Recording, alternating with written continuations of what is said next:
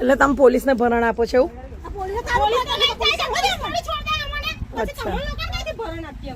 LCB નહીં આપો છો એવું ને?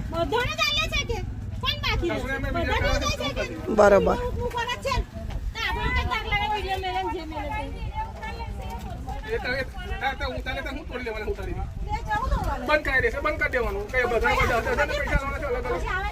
તમે ઉતારો એ ચાલે, અમે તો કશું કર્યું નહીં. અમે કશું કર્યું નહીં, તમે અમને ગારો દો છો. તમે તો ગારો અમને કેમ દો છો? અમને કેમ ગારો દીધી? અમે આયા તમારી પાસે, અમે આયા માગ્યા, મેં માગ્યા, મેં માગ્યા, મેં માગ્યા, અમારામાંથી કોઈએ માગ્યા?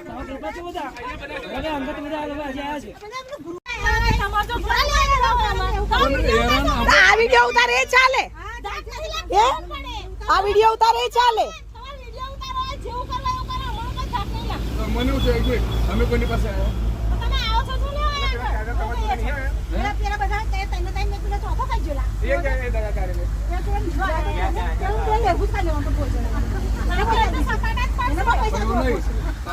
એવું નહીં, એ આવ્યો તો ને તમારે ત્યાં, તો તમે મારવો તો ને, કેમ તમે અહીંયા આવ્યા? જેને કર્યું એને તો કહેતા નહીં, જેને નહીં કર્યું એને કહેવાનો હું મતલબ? તો એ તમારી ભૂલ કહેવાય ને, અમારે ના કહેવાય.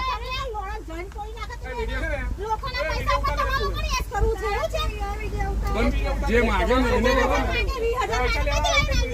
જે કરે ને એને કરો ને. અમે કે ના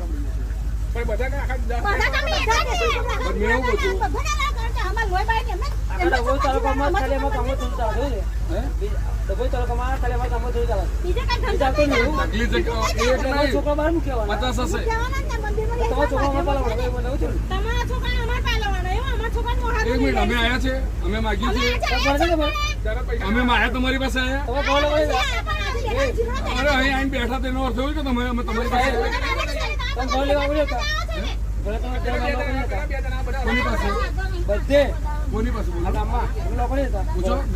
જાઓ ગામમાં પૂછો, ગામમાં જઈને વાત કરો.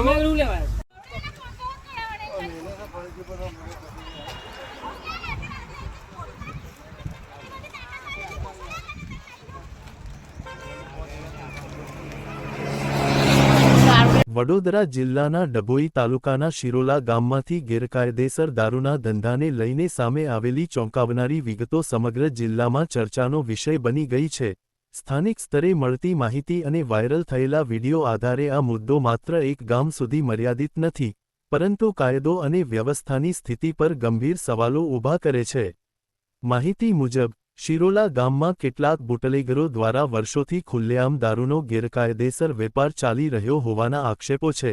સૌથી ચોંકાવનારી વાત એ છે કે આ બુટલેગરો ખુદ દાવો કરી રહ્યા છે કે તેઓ છેલ્લા 20-25 વર્ષથી પોલીસને નિયમિત રીતે હપ્તા ચૂકવી રહ્યા છે. આ દાવાઓએ પોલીસ તંત્રની વિશ્વસનીયતા પર ગંભીર પ્રશ્નચિહ્ન મૂકી દીધું છે. આ સમગ્ર મામલામાં કોકિલાબેન નામની એક મહિલા બુટલેગરનું નામ ખાસ કરીને સામે આવ્યું છે. સ્થાનિક લોકોના જણાવ્યા અનુસાર કોકિલાબેન દ્વારા ઉદ્ધત ભાષામાં એવું કહેવામાં આવ્યું છે કે પોલીસ સ્ટેશન લઈ જાય તો લઈ જાય, મને કોઈનો ડર નથી, હું એલસીબી, ડીસીબી, એસઓજી બધાને આપું છું. આવા નિવેદનો માત્ર કાયદાનો ભંગ જ નથી, પરંતુ પોલીસ તંત્ર પ્રત્યેના ભયના અભાવને પણ સ્પષ્ટ દર્શાવે છે. વિડીયોમાં અને સ્થાનિક સાક્ષીઓના નિવેદનોમાં એવું પણ સામે આવ્યું છે કે બુટલેગરો દ્વારા ખુલ્લેઆમ એવું કહેવામાં આવી રહ્યું છે કે પોલીસ અમારી ખિસ્સામાં છે, તમે જે કરવું હોય તે કરી લો. આ પ્રકારના નિવેદનો કાયદા પ્રત્યેની અવગણના અને ગેરકાયદેસર પ્રવૃત્તિઓને મળતા સંભવિત રાજકીય કે તંત્રના આશ્રય તરફ ઇશારો કરે છે. આ મામલાનો એક વધુ ગંભીર પાસો એ છે કે મીડિયા સામે પણ ધમકીઓ આપવામાં આવી રહી છે.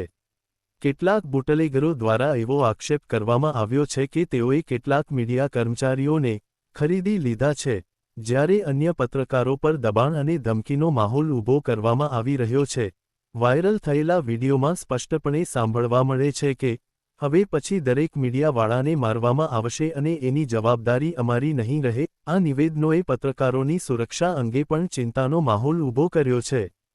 સ્થાનિક લોકોમાં આ સમગ્ર ઘટનાને લઈને ભારે રોષ જોવા મળી રહ્યો છે.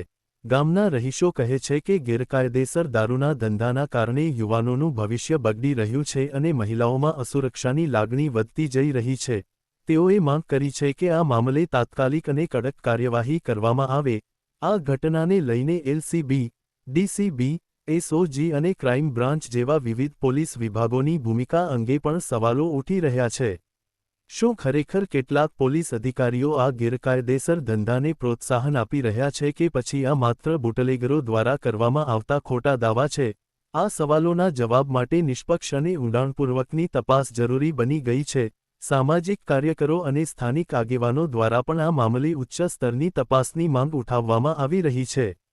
તેઓએ જણાવ્યું છે કે જો આક્ષેપોમાં સત્ય હશે તો તે કાયદા અને વ્યવસ્થાને માટે ગંભીર ખતરો સાબિત થઈ શકે છે। તેઓએ રાજ્ય સરકાર અને પોલીસ વડા પાસે આ મામલે ખાસ તપાસ ટીમ સેટની રચના કરવાની માંગ કરી છે। હાલમાં પોલીસ તંત્ર તરફથી આ મામલે કોઈ સત્તાવાર નિવેદન સામે આવ્યું નથી, જેના કારણે લોકોમાં શંકા વધુ ઘેરી બની રહી છે। લોકો હવે રાહ જોઈ રહ્યા છે કે શું આ મામલે ઝડપી કાર્યવાહી થશે કે પછી આ પણ અન્ય કેસોની જેમ દબાઈ જશે। આ સમગ્ર પ્રકરણ માત્ર શિરોલા ગામ પૂરતું મર્યાદિત નથી, પરંતુ તે સમગ્ર સમાજ માટે એક ચેતવણીરૂપ છે। ગેરકાયદેસર પ્રવૃત્તિઓ સામે કડક વલણ અને પારદર્શક તપાસ જ લોકોનો વિશ્વાસ પુનઃસ્થાપિત કરી શકે છે। આગામી અહેવાલોમાં વધુ પુરાવા, વિડિયો ક્લિપ્સ અને સંબંધિત વ્યક્તિઓના નિવેદનો સાથે આ મામલાની વધુ ઊંડાણપૂર્વક તપાસ કરવામાં આવશે, જેથી હકીકત લોકો સુધી સ્પષ્ટ રીતે પહોંચી શકે।